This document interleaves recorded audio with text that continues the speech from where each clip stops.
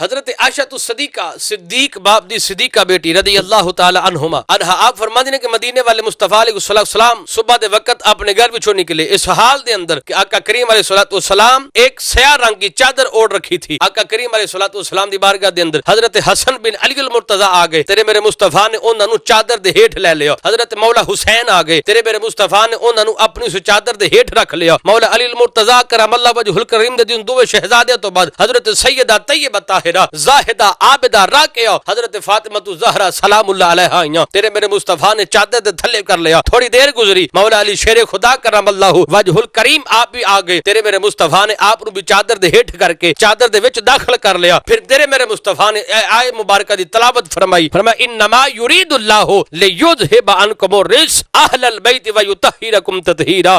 سورہ احزاب دے اندر اس آیہ مبارکہ دا نوٹ ہے. قرآن مجید نے گواہی دے دیتی. فرمایا مدینے والے مصطفیٰ پہ فرمانے انما یرید اللہ اے اہل بیت اللہ تعالیٰ تم سے نجاست دور کرنے کا ارادہ فرماتا ہے تاکہ وہ پوری طرح تمہیں پاک کر دے. صحیح مسلم شریف جلد نمبر 100 دے اندر اس بات دا حوالہ موجود ہے اور اس جلد مسلم شریف جو حوالہ لے کے مصنف نے کتاب اس عشق مصطفیٰ وچ نوٹ فرمایا.